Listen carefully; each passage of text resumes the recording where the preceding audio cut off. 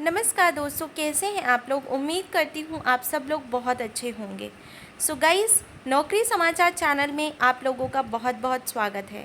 केंद्र सरकार ने 1 करोड़ से अधिक कर्मचारियों और पेंशन धारकों के डीए और डीआर में 2% की बढ़ोतरी कर दी है। महंगाई भत्ते की दर अब 52% हो गई है। इसका आधिकारिक ऐलान जुलाई के बाद किया जाएगा। अब ऐसे में 18 महीने का एरियर कब मिलेगा, कर्मचारी और पेंशन भोगी जानना चाहते हैं। आपको बता दूं कि सरकार के ऊपर कर्मचारियों का काफ़ी दबाव है।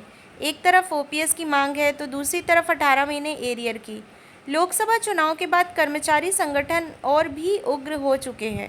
इसके साथ ही सरकार को भी कर्मचारियों की ताकत समझ आ चुकी है, इसलिए मीटिंग में उठा था 18 महीने के एरियर का मुद्दा। आपको बता दूं कि अभी हाल में ही स्टाफ साइट की बैठक में एआईडीआईएफ के महासचिव श्री कुमार ने यह मुद्दा उठाया था। उन्होंने डीओपीटी के सचिव से आग्रह किया था कि 18 महीने एरियर पर कर्मियों का हक है।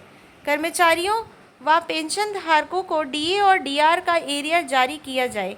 उसके बाद भारत पेंशनर समाज के सेक्रेटरी महेश्वरी ने भी कोरोना काल के दौरान रोके गए 18 महीने के एरियर जारी करने के लिए सरकार से निवेदन किया था। केंद्र सरकार ने बजट सत्र में यह बात मानी थी कि डीए की बकाया राशि जारी करने के लिए कई कर्मचारी संगठनों की ओर से निवेदन मिले थे, पर सरकार ने स्पष्ट किया था कि 18 महीने का एरियर जारी नहीं किया जाएगा। उन्होंने कहा कि इस पैसे का उपयोग कोविड के दौरान कर लिया गया है। ऐसे में डीए और डीआर का एरियर देना संभव नहीं है। अब ऐसे में लोकसभा चुनाव की समाप्ति के बाद कर्मचारियों की असली ताकत सरकार को समझ में आ रही है और सरकार नए सिरे से 18 महीने एरियर के ऊपर विचार करने के लिए मजबूर हो रही है। कोरोना काल में रोका गया था डीए का भुगतान। केंद्र सरकार ने कोरोना के समय जनवरी 2020 से जून 2021 तक कुल 18 महीने के डीए और डीआर की 3 किस्तें रोक ली थी। उस वक्त सरकार ने आर्थिक स्थिति ठीक नहीं होने की बात कही थी। जनवरी 2020 में 21% महंगाई भत्ता हो गया था।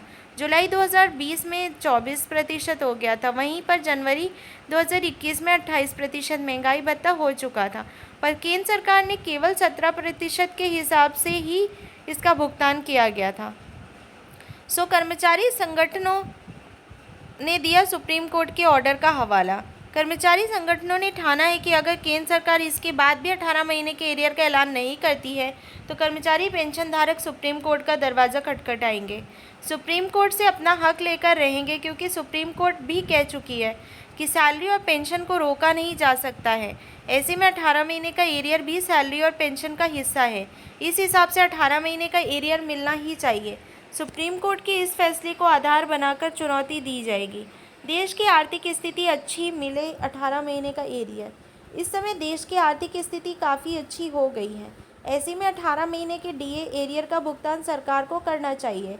कोरोना के समय देश की स्थिति अच्छी नहीं थी। ऐसे में एक बार कर्मचारी अपने मन को मना लिए थे, पर अब देश की वित्तीय स्थिति अच्छी हो गई है तो इसका भुगतान करना ही पड़ेगा, नहीं तो कर्मचारी सुप्रीम कोर्ट में जाने को मजबूर हो जाएंगे।